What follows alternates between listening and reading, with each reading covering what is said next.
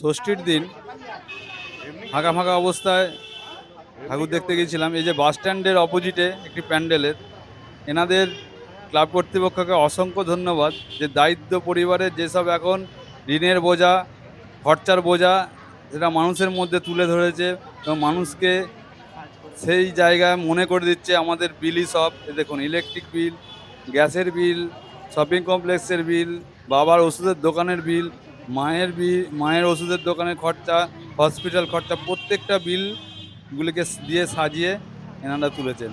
বা এবং এনাদের প্রতিমাটাটুকু দেখবেন, প্রতিমাটাটুকু দারুণ এক সেজে উঠেছে।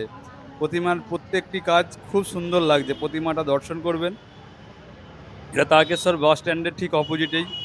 এবং এনাদের যে চিন্তাভাবনা দেখুন, দারিদ্র যে এখন আমাদের সামনে যেইভাবে এসে পৌঁছেছে, খরচাই খরচা, ইনকামের বিল কোনো কিছু নেই, কোনো কিছু ইনকামের বিল নেই, শুধু খরচার বিল। এবং দেখুন, পুরলি বাঁধা কাপড় পুরনো সব তোলা, এসব জিনিসগুলো দেখলে না সত্যিই গায়ে শিংড়ে উঠবে যে এখন আমরা কোন ব্যবস্থায় এসে পৌঁছেছি। তবে খুব ভালো লাগলো, এটা মানুষের মধ্যে তুলে ধরেছে। এই যে দেখুন, ব্যাংকের ইএমআই, প্রত্যেকটা জিনিস লেখা আছে, এটা গিয়ে দর্শন করবেন, দেখবেন সত্যি গায়ের শিংড়ে উঠবে। বাবার চিকিৎসা খরচা, মুদিখানা খরচা, বাড়ির ভাড়া, প্রত্যেকটা জিনিস, ব্যাংকের ঋণ, তাহলে মানুষ চলবে কি করে এখন। সত্যি এরা আমাদের অসংখ্য ধন্যবাদ। খুব সুন্দর সাজিয়েছে এবং খুব সুন্দর মানুষের যে চেতনাটুকু এরা তুলে ধরেছে।